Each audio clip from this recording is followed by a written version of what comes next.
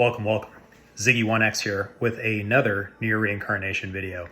It's been a minute since I've been on here. I've had an incredibly busy week. I've been moving into my new home and moving my mother out of my home into her home. So it's been a lot. I'm sore all over, been busy with work, and I'm finally starting to kind of catch up on things. So I just wanted to do a few things with this video. First of all, I wanted to do a state of the game.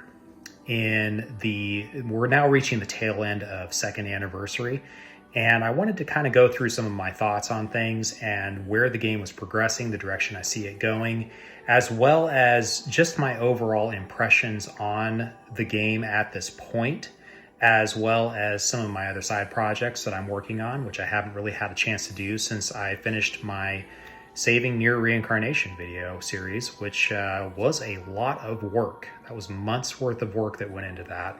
That last video in particular was over the course of January to February.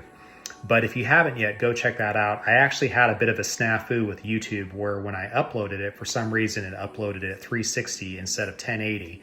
So I actually, unfortunately, after 350 views, I unlisted it and then I put up a new HD version. So unfortunately, if any of you had already made comments on that first video, well, you could still go to it through the link that I originally provided, but it is unlisted, so you won't just be able to search YouTube and find it. You'll actually have to use a link to find it. So I do apologize for that. I don't know if that was on me or YouTube. I can't tell. Sometimes my settings in YouTube just get switched up in weird ways. Sometimes it doesn't allow me to post. It forces me to review comments. Sometimes it unlists the video by default instead of just making it public like I like to do. The big thing for me is that if you guys have something to say, and this is really important to me, and this is something that I started with on my channel from the beginning, I want to encourage a conversation. And if you disagree with me, that's okay. I have an opinion, I have a way of seeing things, and I think that the only healthy way to have a dialogue is if you're not chilling the conversation. You have to be able to engage in a conversation. And if that is the case, and I always ask that we keep it respectful and that we respect each other's opinions, because everybody has their own opinion. Opinions are like assholes. Everybody has one. But I will say that it's okay to disagree with me on things. If I have a hot take on something, let me know. And I will be as respectful as I can in my answers. And that is really I think that we need to be having these talks. And I think that it's okay to disagree. So let that be my PSA for the Ziggy1X channel. I never want to shut people down. And I will always do my best to be as respectful to everyone as I can. So that being said, because a lot of that has been coming up in the community lately, so I figured I'd just kind of come out and give my stance on it. This is a place to come if you guys want to talk about it. So let's move on and talk a little bit more about the game. Post second anniversary. Now, first off, we had those banners, and we had that first banner, which was an excellent banner. We got Celebratory Udil, we got Serapha, and we got Lavanya. By the way, I completely predicted that. I was so proud of myself. And I think that I was the fourth character, the welfare character, was a wild card for me. I never knew who that was going to be. But then we got the second banner. Now, the first banner was excellent and still is excellent. And of the two banners, let's talk a little bit about strategizing. Of these two banners, the first one has a top tier attacker, actually two very, very good attackers. Lavanya, don't sell him short, he is excellent as far as attackers go. And he also has some really interesting mechanics. He shares this with Celebratory Hina, where he has that very, very, very high chance of landing a 3-hit on his auto chain. And that can be very good in situations like Arena or maybe in some other cases of the game. We don't know. Game modes are always changing. And I'll get into this in a minute, but we got some really interesting additions to the game with second anniversary. So let's take a look at these banners real quickly. We have our first banner here, which was Udil, Serapha, and Lavanya. Now, I've already talked a little bit about these three, and I never really talked about the next three because quite frankly, I was pretty miffed about how that was handled. And over on Gotham, he pointed something out that I hadn't even realized. And this is probably a part of the reason why this second banner kind of stuck in the craw of the community and didn't really go over as well. The first banner went over amazingly well. Everybody was super hyped for it. But what happened is the developers came out in a live stream and said, here is our new celebratory banner. And they made a big to-do about it. They announced it. They talked about some of the things they're going to be adding to the game, this side or the other. Everything was transparent and upfront. And then almost 2 weeks later, a surprise banner dropped. Not a word of it being mentioned in the live stream. This was seen as underhanded. And to me, this was an underhanded move. And it's honestly the first time that developers have made an underhanded move like this. And I did have some discussions with people, and I think I made my point pretty well with them, but I'll go ahead and just make it here for posterity's sake. The reason why this second banner actually felt like a dirty move on the part of the developers, we've had second banners. We've had second banners almost a month after the first. Take into account the first Yuletide banner that we got, and then the one that was almost a month after that where we got Yuletide Akeha. And she is still to this day an incredible support unit, one of the best damage boosting support units in the game. And that came almost a month after the first one. It was the Yuletide banner part 2. Here's the difference though. The developers didn't come out in a live stream and hype up the first banner the same way. They just said, here's our roadmap. We're going to be doing this, this, and that. And we are going to be doing these special event banners. We're going to have one for Christmas-ish. We're going to have one for New Year's, this, that, and the other. So it wasn't hyped up in the same way. So them pointing so much attention onto the first banner really emphasized that there was going to be that banner. Okay. And I think that that is the reason why it felt bad, generally speaking, for the community. And it really didn't give us a chance to kind of plan and budget, because most of us like to plan and budget. We like to kind of get a feel for how things are going. And when certain patterns are established, we tend to stick to those patterns. And when something upsets that balance, when something upsets that pattern, it irritates people. It irritated me. And that was probably the second time. The first time was last season when we got, I want to say 12 limited units in a row without any standard pull units. And that was the first time I ever actually griped about anything in this game, because there was a limited banner fatigue. Now, this being the case, these are limited units, but they're not limited units in the same way, because these make a recurring round. So let's talk a little bit about what these units mean versus what something like a Sinnoh Alice collaboration, a Final Fantasy XIV collaboration, or anything else, a Persona 5 collaboration. Here's the difference that I'm seeing. These in-game character-specific NieR reincarnation collaborations always come back around. Okay, they come back around in some way through a Mama's Exciting Festival or through some other means where you can pick and choose the banners you want, or in the case of what we currently have running, you can actually go over to the exchange shop, and if you have not spent the token yet, I did. I got my timed water boon debris for my arena sniper, which has been working out beautifully for me. I'm currently memeing with a full 3-star team and dunking on a bunch of people, which I love to do. It's fun. That's what the competitive play is about. You tweak with things and you play with it and you have fun with it. And at the end of the day, you laugh about it and you make videos about each other and stuff like that. And that's the fun in it. That's the fun of being able to get out there and compete a little bit. Nobody's taking it seriously. Everybody's just having a really good time with it. And I think that is such an important element of the game. So we are currently getting these guys. Now, we have 11 so far that we can collect. We need 28 to get another one of these. Now, if you look at the expiration date on this here, we've got 5/11, okay? So what is that, May 11th? So this banner expires on May 11th. Now, here's an observation, an epiphany that popped. Did I say epiphany? Epiphany. There we go. English. I have been talking about generic awakening stones for a long time now.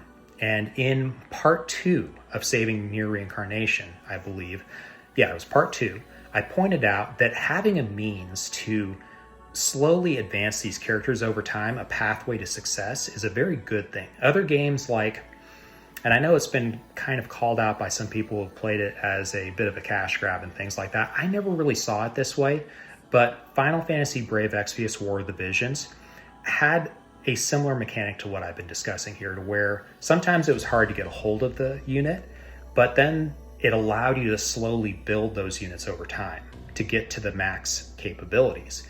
And so if you just obtain the unit, it may take months, but over the course of time, and maybe a rerun on a banner or something, but over that course of time, you could slowly build that character out. And that's really the only thing I've been saying that needs to happen with these awakenings, because the awakenings are a very important part of the game. They increase the base stats, which is what everything essentially multiplies off of. And this is something I failed to notice when I originally did my review of Awakenings versus the Mythic Slab board. By the way, I still stick to the Mythic Slab board being just absolutely bonkers power bump in this game.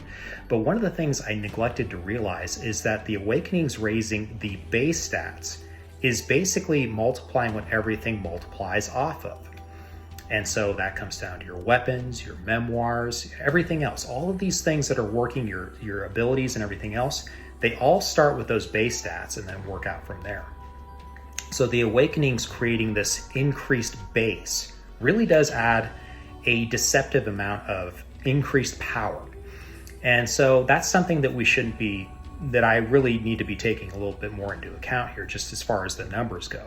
Now, this right here, if this continues, granted this particular page is expiring in May, it was originally, I believe, expiring, I could have sworn I saw this, but I could have sworn it was expiring in March originally. And what that makes me think, they bumped it out and they added this guy right here for the part 2 of the anniversary.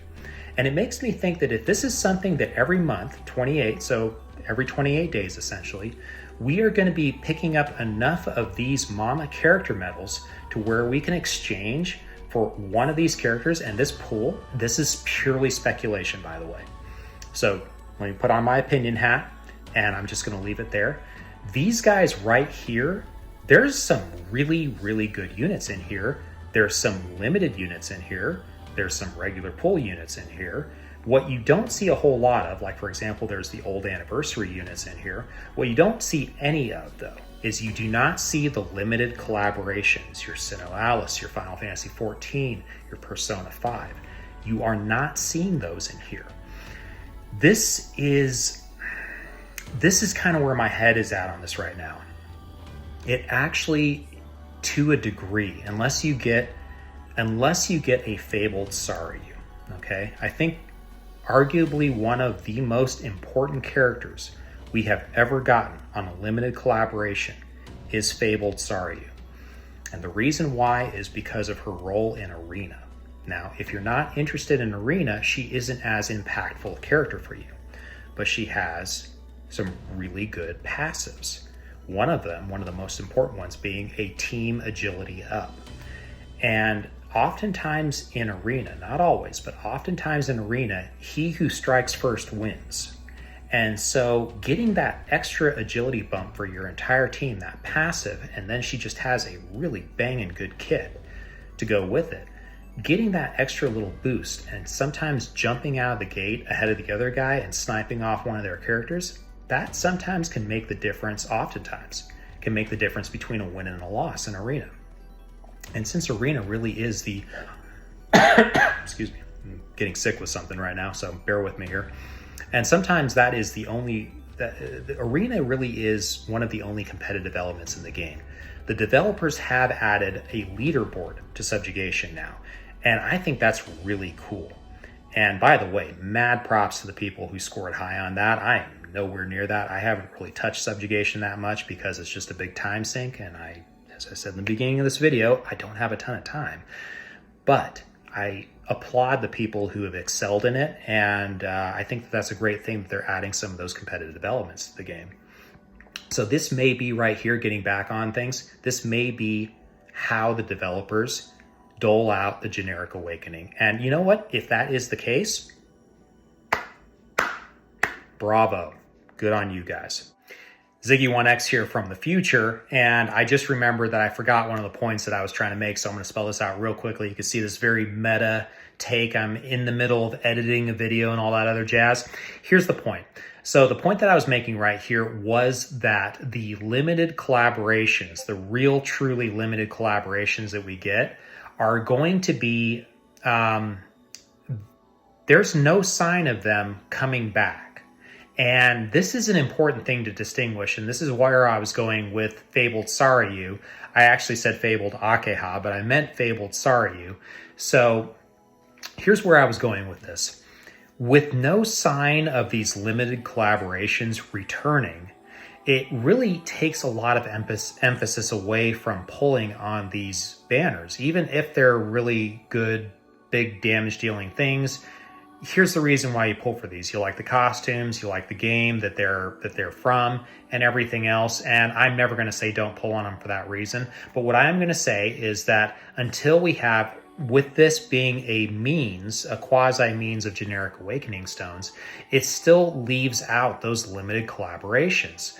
And so without any clear path to enhancing these limited collaboration units, we need to be very choosy about things, because the developers really have thrown a lot of limited units at us. And as evidenced by the Fate board or the Fate challenge, the Fate board challenge, if you do not have any limited units, it is difficult. It is very, very, very difficult. And most of us who are going through those challenges are using at least 1 or 2 limited units to varying degrees, and sometimes limited weapons and things like that. So without any sign, May was when Final Fantasy XIV dropped. And that was our first limited outside of NieR collaboration. So this coming May, it's right around the corner. Let's see what happens. Let's see if we get a rerun of Final Fantasy XIV, for example. Let's see if, actually, was it the first one? Yeah, it was. And then after that, we got Persona 5 and so on and so forth. So, and then Sinnoh Alice after that. So those are the 3 limited collaborations we've had. So let's see what happens with that. Let's just kind of keep the verdict out on that. If those limited collaborations do return in some way, shape, or form and allow us to buff up those units, then it changes the entire conversation around limited units. Not limited within NieR Reincarnation, but limited outside of the NieR series and into other game franchises. So I'm going to go ahead and leave that thought here before I ramble on too long. Let's get back to the me of the past and finish up this video. And I got to the end of editing this video and realized it was 32 minutes long. So I'm now making an executive decision to split it into 2 videos. This is the me of the future with my dog and a nice clean shaved face. It's very, very refreshing to have a shaved face. And what I'm going to do is I'm going to split this into 2 videos. I'm going to make this my outro for the one video, and I'm going to make another one right now for my intro for the next video. And again, this is just my state of the game, state of the channel. So I hope you all enjoyed it, and I will see you next time. Peace out, y'all. Until next time. Bye.